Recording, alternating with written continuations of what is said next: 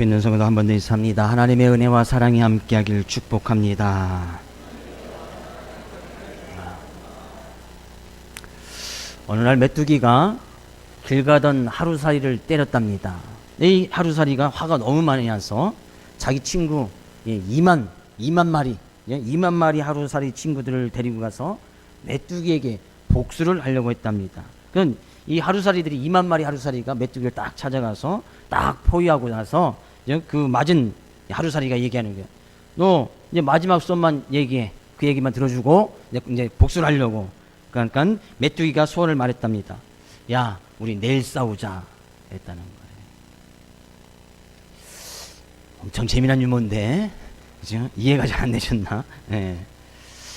엄마 제비, 아빠 제비가 이게 입안에 가득 먹이를 물고 이제 자기 둥지에 날아가서 자기 새끼들에게 이제 어릴 때 날지 못하는 제비 새끼들에게 먹이를 물려주는 그런 모습을 보았을 것입니다. 근데 이 엄마 제비, 아빠 제비가 이렇게 먹이를 물고 갔을 때 누구에게 먹이를 물려줄까요? 그죠? 당연히 가장 입을 크게 벌리고 짹짹거리는 놈에게 가장 먼저 먹이를 물려주게 돼 있다는 것이죠. 왜냐하면 가장 배고픈 놈이, 그죠? 더 간절하고 더 크게 입을 벌리기 때문이다는 얘기죠. 그래서 엄마 제비, 아빠 제비는 그걸 알기 때문에 가장 간절하게 입을 크게 벌리는 그 새끼에게 먹이를 물려준다는 거예요. 사람도 마찬가지라는 것이요.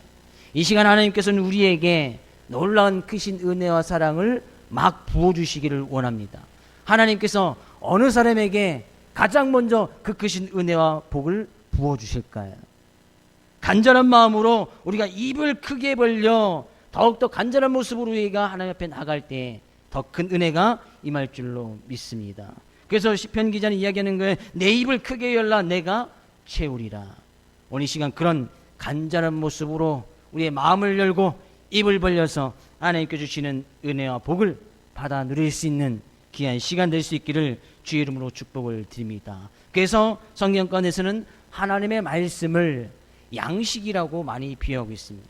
먹을 것에 비유해 놓고 있다는 것이죠. 떡이니 꿀이니 송이꿀이니 이런 젖이니 하면서 하나님의 말씀을 그런 먹는 쪽으로 비유하고 있습니다. 왜? 그것을 많이 먹으라는 거예요. 입을 크게 벌려서 많이 받아 먹으라는 거예요. 그래야 그 말씀이 우리 안에 들어오게 될 것이고 그 말씀으로 우리의 입이 또 그 믿음의 모습으로 입으로 그 말씀을 시인하게 될 것이고 그렇게 되어지면 하나님께서 더 큰 믿음을 허락하여 주실 뿐만 아니라 이 세상의 삶의 모습 가운데서도 믿음과 신앙을 지켜나가기 이런 어려움과 많은 환난과 고난이 있는 이 시대 가운데서도 당당히 이겨 승리하며 살아갈 수 있게 되어진다는 말씀입니다. 오늘도 그런 하나님의 생명의 양식인 말씀을 마음껏 받아 먹어 잘 소화시킬 수 있기를 다시 한번 주의 이름으로 축복을 드립니다. 오늘 본 말씀 가운데서 이야기를 하고 있습니다. 우리가 믿음의 삶의 모습으로 늘 승리하기 위해서는 어떤 모습으로 살아가야 되는가. 정말 우리가 지금 믿음과 신앙을 지켜나가기 힘든 더 어려운 시대가 되어졌습니다. 더 큰 환난과 어떤 핍박으로 우리가 알게 모르는 많은 영적인 싸움이 크게 벌어지고 있고 그 영적인 전쟁 가운데서 우리의 믿음과 신앙을 지켜나가는다는 것은 결코 쉬운 일은 아닐 것입니다. 네, 오늘 본 말씀 가운데서는 다시 우리가 이 세상의 삶의 모습 가운데서 믿음으로 승리할 수 있는 비결을 이야기를 하고 있는데 그 말씀을 좀 살펴보기를 원합니다. 오늘 볼 말씀 19절 가서 보니까요. 그때 스데반의 일로 일어난 환란으로 말미암아 스데반의 일이 어떤 일이었습니까? 스데반은 집사였지요. 초대교회 당시에 집사였단 말이죠. 예수님의 제자들이 사역을 하고 나면서 그 다음에 세워진 사역자들 가운데 한 사람이 바로 이 스데반 집사였습니다. 근데 이 스데반 집사가 사도행전에 가서 보면 하나님의 영을 받고 막 복음을 증거합니다. 근데 복음을 증거하는 것이 유대인들이 그 기에 너무나 거슬리는 거예요. 너무나 거슬려. 그래서 사도행전 7장에 가서 보면 스데반이 복음을 증거하는 그 도중에 유대인들이 돌을 들어서 스데반을 죽이게 되었고 그 스데반이 그 자리에서 죽임을 당하는 사건이 일어나게 되었습니다. 근데 그것으로 인해서 환란이 더욱더 크게 일어나는 거예요. 어떤 환란? 하나님 믿는 사람, 예수 그리스도 믿는 사람들을 이제 돌로 쳐서 죽여도 되는 그런 것이 당연시 되어져 버리는 거예요. 그것이 법적으로 제정되지 않았지만 그것을 해서 많은 사람들이 동조를 했고, 그것으로 해서 오히려 예수 믿는 사람들을 핍박하는 일에 많은 사람들이 힘을 실어주기 시작한 거예요. 아, 믿는 사람들은 우리가 좀 다르니까, 유대교와 다르니까, 유대인들과 다르니까 예수님 믿는 사람, 예수님은 하나님을 욕하였고 하나님의 이름을 망령되게 했던 그 예수님을 믿는 사람들은 당연하게 이제 핍박을 해도 되는 것이 공론화가 됐단 말이죠. 그 가운데서 예수님 믿는다는 것이 결코 쉬운 일은 아니었단 말이죠.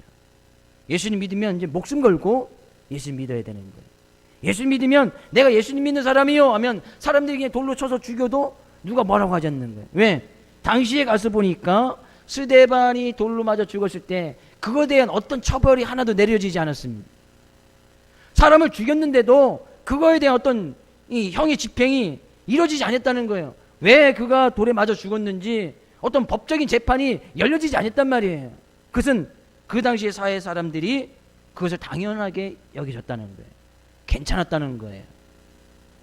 암암리에 그렇게 예수님 믿는 사람들을 돌로 쳐 죽여도 괜찮다는 것이 사회적으로 묵인되어졌단 말이에요. 그러니까 그 가운데서 예수님 믿습니다, 난 예수님 믿습니다, 난 예수님의 제자입니다 라고 쉽게 어디 가서 복음을 증거하고 제자인 것을 밝히 나타낸다는 것은 쉬운 일이 아니었단 말이죠. 지금은 뭐 우리 이 사회 가운데서는, 우리나라 가운데서는 나 예수님 믿습니다, 뭐 교회 다닌다고 해서 돌을 들어서 던지는 일은 없지요. 물론 눈에 보이지 않는, 그죠? 눈에 보이지 않는 돌을 맞을지언정 실제적으로 우리가 돌에 맞아서 그 자리에서 죽임을 당한다거나 감옥에 가는 일은 실제적으로 없습니다. 예, 법적으로 종교의 자유가 허락되어 있는 나라이기 때문에 그것을 인해서 우리가 법적인 제재를 받지 않는단 말이에요. 네, 당시에 그런 스데반의 일로 일어난 환란으로 말미암아 큰 환란이 일어난 거예요. 이제는 쉽게 예루살렘 그 지역에서 난 예수님 믿는다는 것을, 제자인 것을 갖다 밝히 이야기하고 다닐 수 없는 그런 상태가 되어져 버린 거예요. 그 가운데서 과연 누가 나 예수님 믿는 사람이요 스데반 집사와 같이 가서 복음을 증거할 수 있겠습니까? 그래서 어떤 일이 일어났냐면 그 큰 환난과 핍박으로 인해서 이 여러 흩어진 자들이 베니게와 구브로와 안디옥까지로 유대인에게 말씀을 전하는데, 그것을 위해서 더 이상 예루살렘 지역에서는 복음을 증거하는 것이 많이 힘들어졌어요. 그래서 예루살렘 지역에는 당시 이제 예수님의 제자들, 실제적으로 예수님의 12 제자들만이 중심으로 남아있고 그 외에 또 다른 제자들은 예루살렘 인근 지역으로 막 흩어지게 되었단 말이에요. 왜? 예루살렘 그 자체에서는, 그 도시 안에서는 복음을 증거해서가 돌에 맞아 죽어도 누가 아무런 소리 하지 않으니까 그것이 너무나 큰 두려움과 환란으로 임하게 되어졌고, 그래서 그들은 인근 지역으로 막 흩어지게 돼. 베니게나 구브로나 안디옥은 이제 그 인근 지역을 이야기합니다. 좀 멀리 떨어진 것으로, 때로는 여기 거리상으로는 한 30km, 40km 뭐 그 이상 되는 거리에 막 흩어져서 그곳에 가서 이제 복음을 증거하게 되어졌단 말이에요. 오히려 어떻게 보면 이 환란이 예수님께서 제자들에게 주신 그 말씀을 이루는 놀라운 계기가 되어졌습니다. 예수님께서 승천하시면서 제자들에게 말씀하신 말씀이 있지요. 오직 성령이 너에게 임하시면 너희가 권능을 받고 예루살렘과 온 유대와 사마리아 땅 끝까지 이르러 내 증인이 되리라. 분명히 그렇게 말씀하셨음에도 불구하고 그들이 성령 충만을 받아 권능을 받았습니다. 근데 그들은 어디에만 머물러 있었어요? 예루살렘, 하나님의 성전이 있는 그곳에만 계속 머물러 있었단 말이죠. 예루살렘과 온 유대와 사마리아와 땅 끝까지 이뤄서 증인이 되어야 되는데 그냥 예루살렘에만 머물러 있는 거예요. 어떻게 보면 이것이, 이 사건이 뭐 스데반 집사의 어떤 돌을 맞아 죽는 그 사건을 해서 큰 환란이 있던 그 사건이 더 이 예루살렘에만 복음이 머물러 있지 아니하고 그 인근 지역 온 유대와 사마리아와 땅 끝까지 이르러서 복음을 증거하게 되지는 놀라운 계기가 되어졌다는 거예요. 네, 그런 가운데에 예루살렘 외 지역에 처음으로 세워졌던 지역의 교회 이름이 바로 안디옥 교회였다는 거예요. 안디옥 지역에 이르러서 사람들이 거기서도 복음을 증거했고 그곳에서 이제 교회가 세워졌다는 거예요. 놀라운 일 아닙니까? 큰 환난과 핍박이 오히려 다른 지역에 교회를 세우게 되는 일이 되어졌다는 거예요. 놀라운 하나님의 역사가 있었겠지요. 그러나 우리는 지금 그 모습을 살펴보려고 하는 것이 아니라 그 가운데서 이제 안디옥 지역에 이르러서 복음을 증거하게 되어지는데 거기에 흩어진 사람들이 자기 동족인 이 유대인들에게만 복음을 증거하는 거예요. 근데 안디옥 지역에 이르다 보니까 거기는 유대인들만 있는 것이 아니었거든요. 보면 헬라인이 있었다, 이제 이 로마 사람들도 있었고 또 여러 민족들이 섞여서 살고 있는 그런 동네였습니다. 근데 그곳에 가서 복음을 증거하는데 유대인만 복음을 받아들이고 교회에 출석하는 것이 아니라 헬라인, 다른 사람들, 이방 사람들, 다른 민족 사람들이 모여서 이 안디옥 교회를 이루게 되어졌단 말이에요. 근데 그 이야기를 갖다가 예루살렘에 있는 예수님의 제자들이 소식을 들은 거예요. 아, 유대인들만 복음을 듣고 예수 믿는 것이 아니라 헬라인도 예수님 믿고 다른 민족 사람들도 예수님 믿고 교회를 이루어 나가더라. 놀라운 일이 벌어졌다, 이게. 그 예수님의 제자들 생각 가운데서는 유대인들만 예수님을 알고 하나님을 아는 그런 사람들만 예수님 믿고 변화될 줄 알았거든요. 근데 이방 사람들도 예수님 복음을 증거하는 그런 사람들로 인해서 이 교회에 나오게 되어졌고 그리 교회의 온전한 모습으로 일어나가겠다는 거예요. 우리 여기서 한 가지 알아야 될 것이 교회란 모습은 바로 그런 거라는 거예요. 교회는 어느 한 민족, 한 사람, 유대인들만 의해서 교회가 이루어지는 것이 아니에요. 당시에 헬라인은 이방 사람들은 유대인에 의해서 아주 천하게 여겨졌던, 제주 사람들은 유대인이 아니니까 쉽게 요즘 아이들 말로 왕따 취급해버리는, 이렇게 그런 같은 유대인끼리 아니고는 이렇게 이 친분 관계도 맺지 않냐는 그런 시대였단 말이에요. 근데 안디옥 지역에는 유대인들만 사는 것이 아니라 많은 민족들 막 어우러져 살다 보니까 그거에 대해서 교회가 세워지는데 이제 유대인, 헬라인, 이방 민족도 할 것 없이 다 하나가 되는 모습으로 교회가 세워졌다는 거예요. 교회는 바로 그런 거란 것이요. 주님께서 원하시던 모습은 바로 그런 거예요. 뭐 남자 여자 성별의 차이 없이 뭐 유대인이건 유대인이 아니거든 어떤 민족적인 그런 경계 없이 일단 나이의 차별 없이 부한 자나 가난한 자나 그런 거 차별 없이 지위가 있는 자나 없는 자나 그런 거 차별 없이 하나가 되줄 수 있는 것이 바로 교회가 되진다는 거예요. 우리 이 시간에도 우리가 하나님께 예배를 드리고 나왔지만 아주 다양한 모습과 다양한 지위와 또 다양한 성별의 모습으로 우리가 하나님께 예배를 드리고 있습니다. 다양한 세대들이 모여서 하나님께 예배를 드리고 있습니다. 바로 그 모습이 교회라는 거예요. 어떻게 보면 온전한 교회의 모습의 시작이라고 할 수 있는 것이 바로 이 안디옥 교회였단 말이죠. 제일 초에 세워졌던 교회는 예루살렘 하나님의 성전에 있던 그 교회에서부터 시작이 되었지만 주님께서 원하시는 그 교회의 모습은 바로 이 안디옥 교회에서부터 시작이 되어진 거예요. 안디옥 교회. 그들이 그렇게 교회를 이루면서 살아갈 수 있었던 것은 그들이 예수님이 전파되어졌고 예수님으로 그들이 하나가 될 수 있었다는 거예요. 20절에 가서 보니까요. 그 중에 구브로와 구네레 몇 사람이 안디옥에 이르러 헬라인에게도 말하여 주 예수를 전파하니. 교회가 세워지는 것은 예수님 때문에 교회가 세워지는 거예요. 우리가 이 시간 하나님께 나와서 예배를 드리는 것은 예수님 때문에 와서 예배를 드립니다. 어느 누군가에게 잘 보이기 위해서 와서 예배를 드리지 않습니다. 우리가 힘이 남아서 재물이 남아서 하나님 앞에 나와서 시간을 드리고 예물을 드리면서 하나님 앞에 예배 드리는 것이 아니란 말이죠. 우리가 오로지 이 시간 하나님 앞에 나와서 영광을 돌리며 나가는 것은 예수님 때문에. 믿으십니까? 예수님께서 우리에게 베푸신 십자가의 놀라운 은혜와 사랑 때문에 그 은혜와 사랑 때문에 우리가 하나님께 예배를 드리는 줄로 믿습니다. 다른 그 어느 이유 때문에 우리는 예배 드릴 이유가 없는 거예요. 누군가에게 잘 보이기 위해서 안 보이면 뭐라고 하니까 막 그것 때문에 내가 예배를 드리고 안 드리고 그것은 추후 2차적인 3차적인 문제지 근본적으로 우리가 예배 드리는 이 이유의 문제에서는 그것이 중요한 것이 아니라는 거예요. 그들이 오로지 예수를 전파하니까 그 예수님 때문에 교회가 세워졌고 그 온전한 모습으로 그들이 주님을 온전히 섬겨나가는 그런 모습이 되어졌다는 거예요. 그것이 바로 교회라는 거예요. 교회에서 교회의 중심은 예수가 되어야 되고 그 교회가 진정으로 하나가 되어지고 온전한 모습을 이루어지기 위해서는 예수님이 있어야 된다는 거예요. 그래서 주의 이름으로 축복을 드립니다. 우리의 삶 가운데 삶의 중심이 예수님이 되어지기를 주의 이름으로 축복을 드립니다. 우리 교회가 진정으로 교회가 되어져서 온전한 모습으로 교회가 이루기 위해서는 교회의 중심이 예수가 되어지기를 주의 이름으로 축복을 드립니다. 그럴 때 교회가 되어진다는 거예요. 안디옥 교회도 여전히 그런 교회를 세워나가고 믿음을 지켜나가기가 쉽지 않았습니다. 왜? 거기도 여전히 유대인들이 있었고 예수 믿는 사람들을 핍박하고 환난당하는 일이 여전히 있었단 말이죠. 근데 그 가운데서 그들이 교회를 지켜나가고 승리할 수 있던 비결이 무엇인가? 우리가 지금 믿음과 신앙을 지켜나가고 교회를 지켜나가기 힘든 그런 상황 가운데서 말세 때가 되어지면 그렇게 더 큰 어려움과 환난이 있을 가운데 그 가운데서도 그들이 온전히 교회를 이루면서 승리할 수 있는 비결이 무엇인가? 21절 먼저 이야기하고 있습니다. 21절 가서 볼까요? 주의 손이 그들과 함께 하심에 수많은 사람들이 믿고 주께 돌아오더라. 쉽지 않은 일이죠.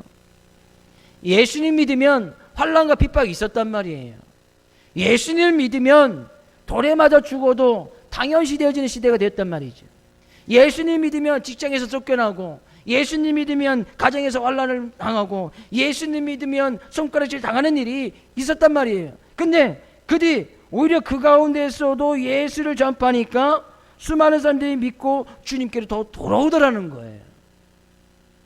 왜요? 그 앞에가 중요합니다. 주의 손이 그들과 함께 하심에.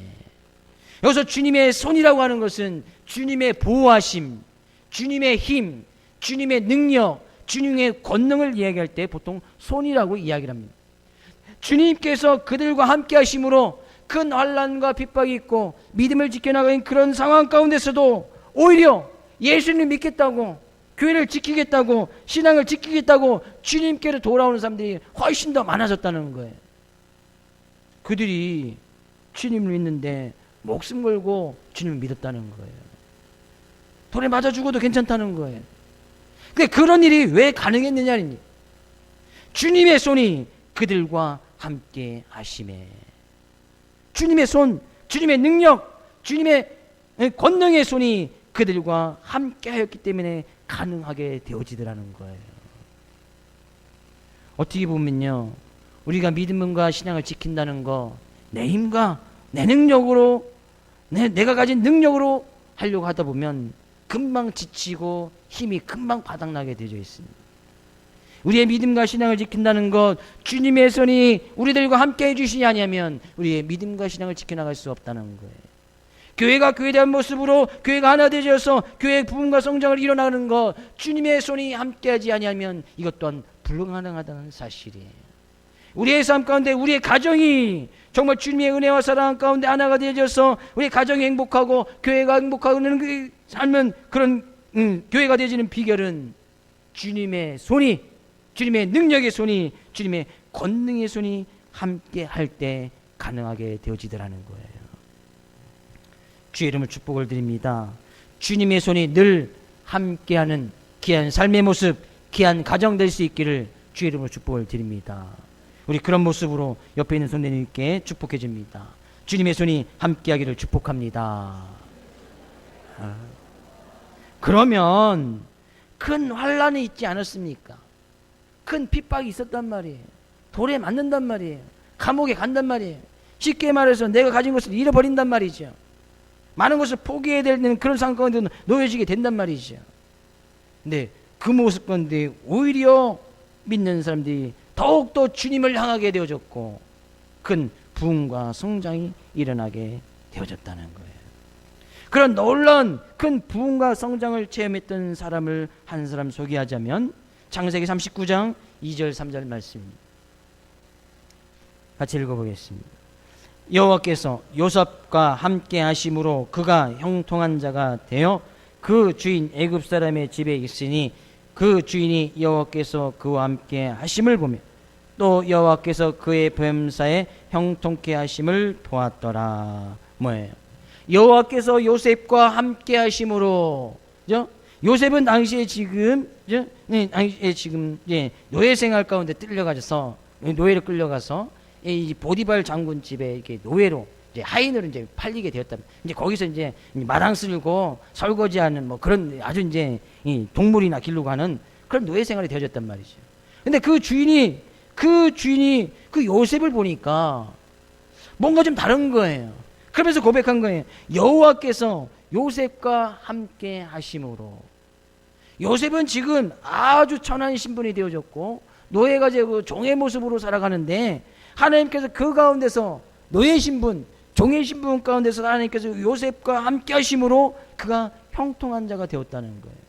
우리는 이해가 되지 않지요. 보통 형통한 자다 하면 좀 뭔가 좀 잘 되고 삶이 좀 잘 풀리고 그가 계획했던 일도 좀 잘 이루어지고 좀 직장이나 사업권도 좀 승진도 빨리 되고 성공도 이루면서 재물도 많아지는 것이 볼 때 우리는 보통 형통이라고 해야 하는데, 요셉은 뭐예요? 지금 하나님께서 함께 하심으로 그가 형통한 자가 되었다? 그래 지금 그는 여기저기 팔려다니는 노예 신세가 되어 있는 거예요. 되는 일이라고는 되는 것이 하나도 없는 거예요. 겨우 지금 마당이나 쓸고 있고 돼지 밥이나 주고 있고 양이나 기르고 있는 그런 삶의 모습을 그 당시 지금 살아가고 있었다는 거예요. 근데 그가 성령 가운데서는 그가 형통한 자가 되었다고 이야기하는 거예요. 그럼 우리는 형통의 의미를 좀 달리 생각해 봐야 된다는 것이죠. 형통이라는 것은 하나님께서 함께 하심으로, 하나님께서 요셉과 함께 하심으로 그 주인이 여호와께서 그와 함께 하심을 보며 또 여호와께서 그의 범사에 형통하게 하심을 보았더라. 노예 생활인데도 아주 잘했다는 거예요. 돼지밥을 주는데도 아주 잘 주었다는 거예요. 가서 뭐 양을 기르는데도 아주 잘했다는 거예요.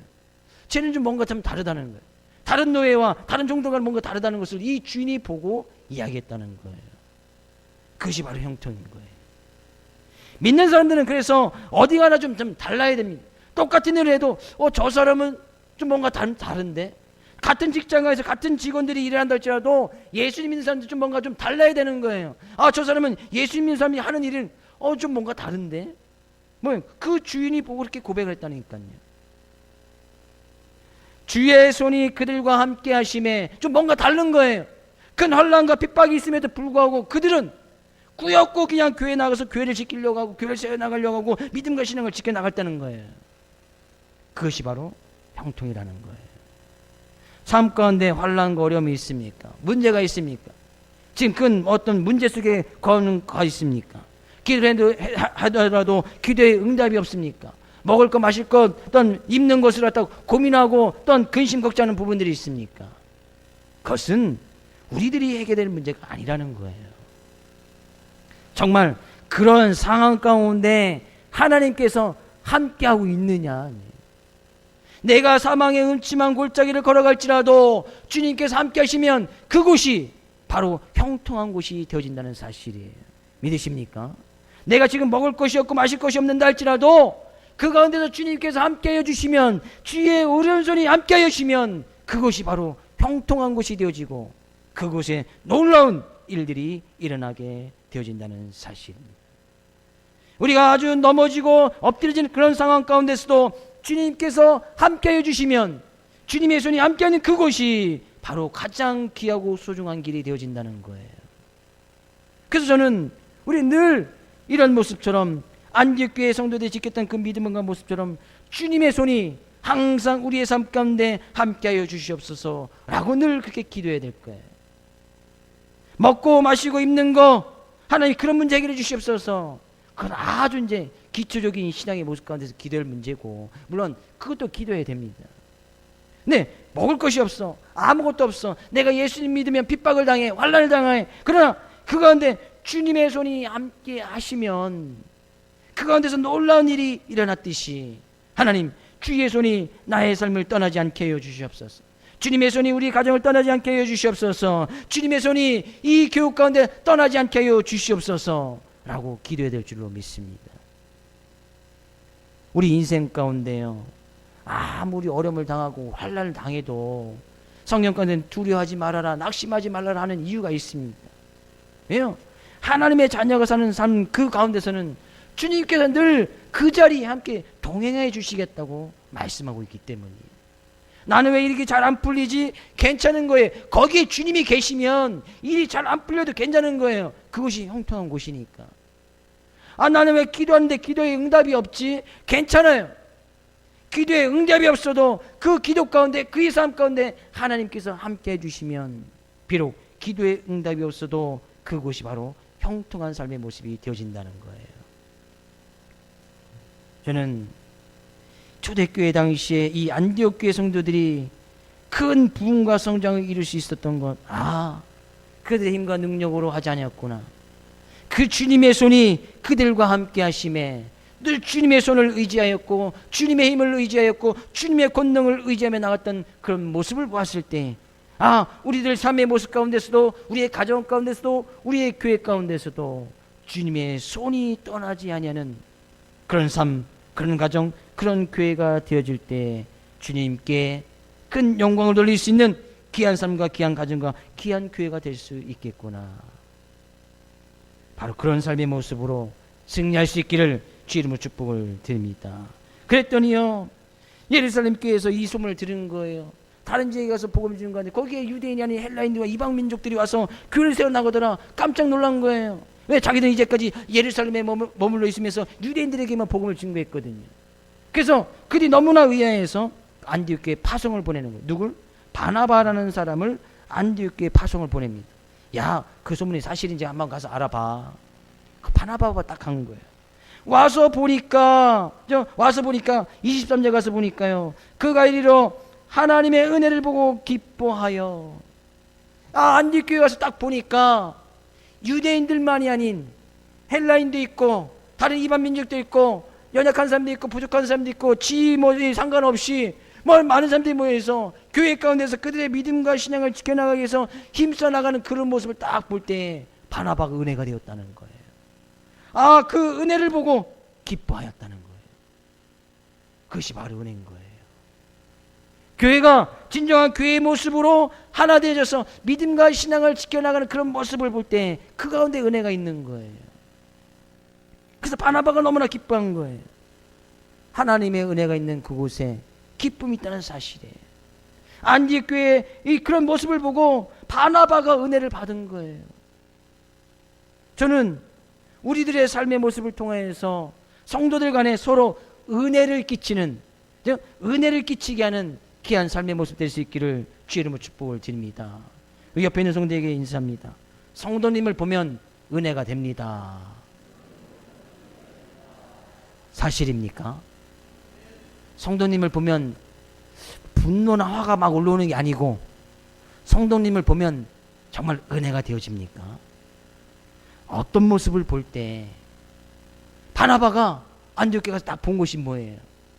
큰 환난과 핍박이 있고, 예수 믿으면 돌에 맞아, 예수 믿으면 감옥에 가, 예수 믿으면 손가락질 당하고 가정에서 쫓겨날 수도 있고 직장에서 쫓겨나는 그런 상황 가운데 놓여 있음에도 불구하고 그들이 믿음과 신앙을 지켜나가기 위해서 교회에 막 모여서 막 기도하고 막 그들이 모여서 그냥 이 예수만 막 증거하고 다니는 그런 모습을 딱 본 거예요.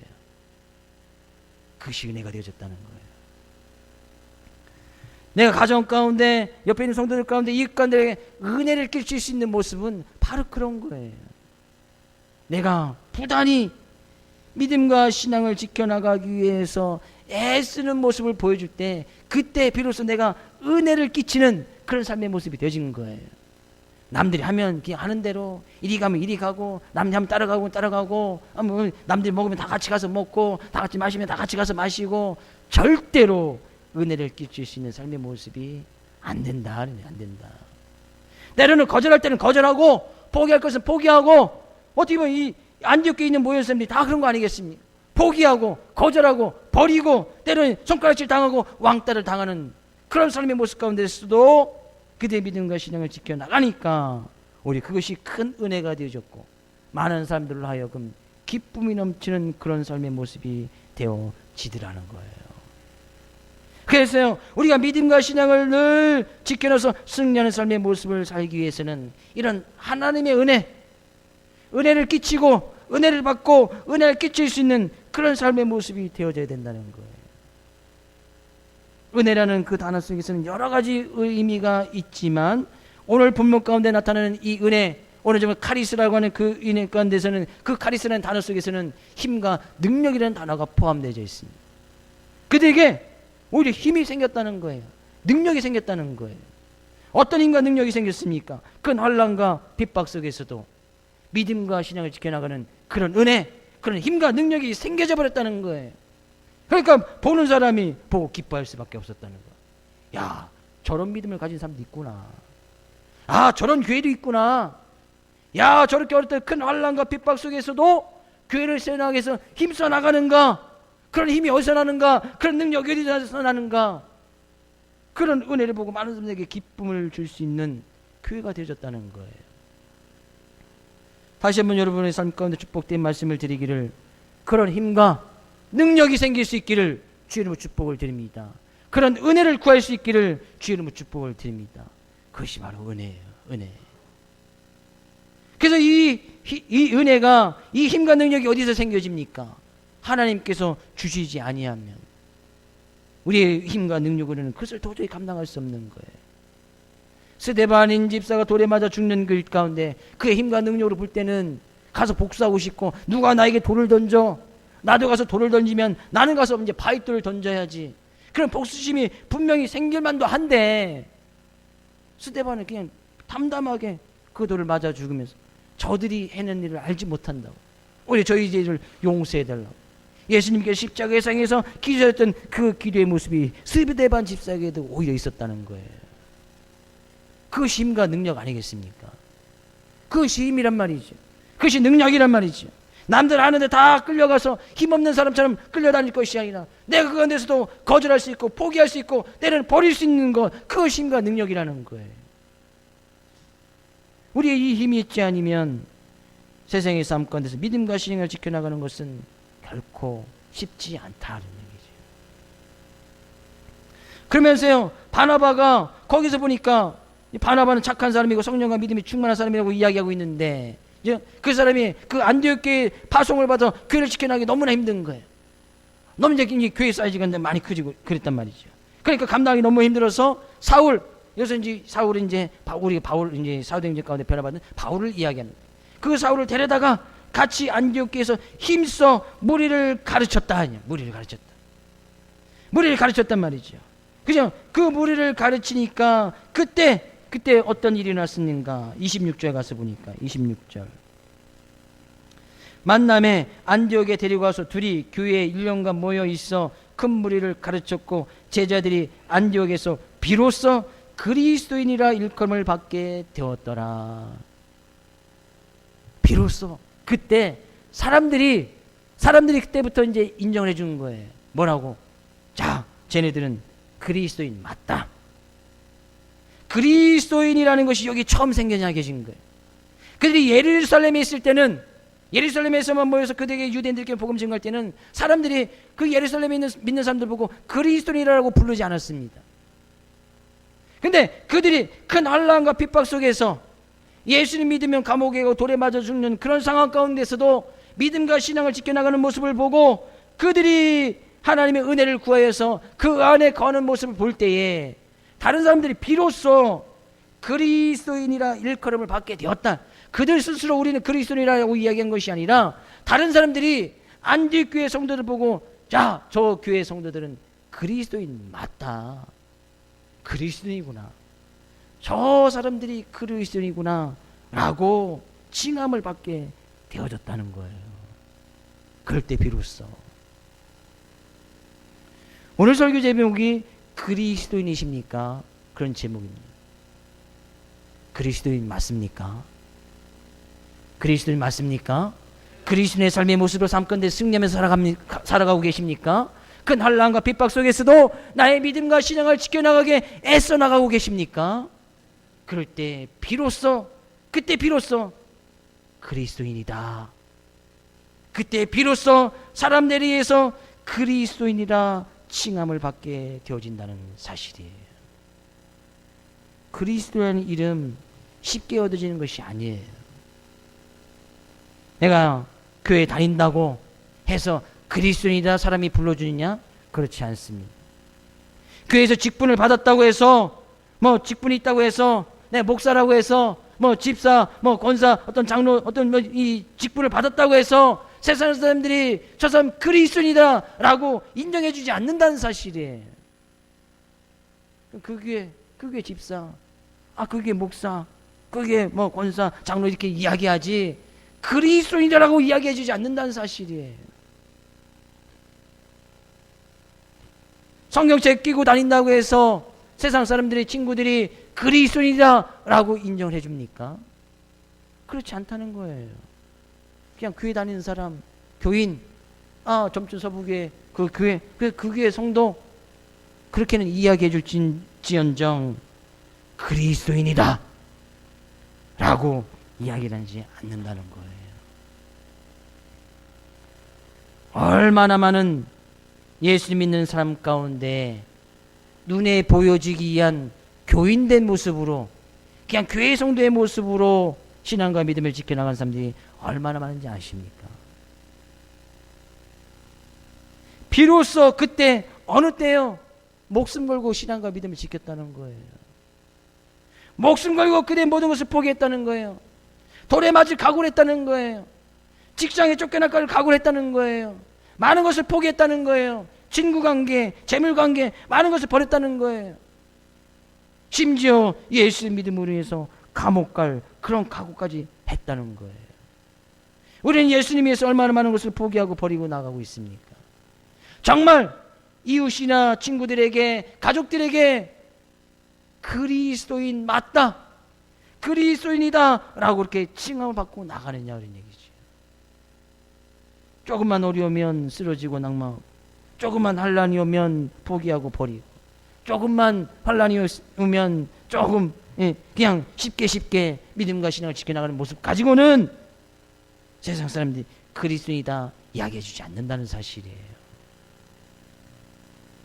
늘 우리의 삶 가운데 하나님께서 함께 하심으로 그런 믿음과 신앙을 지켜나가야 우리의 힘과 능력으로 되어집니까? 안 되니까 안 되었겠처럼 주의 손이 거할 수 있도록 그런 은혜를 받아서, 그런 주님의 힘과 능력을 받아서 우리가 믿음과 신앙 가운데 그 믿음과 신앙을 굳건히 지켜나갈 때에, 그때 바로 그리스도인이다, 그리스도인이다 칭을 받게 되어진다는 거예요.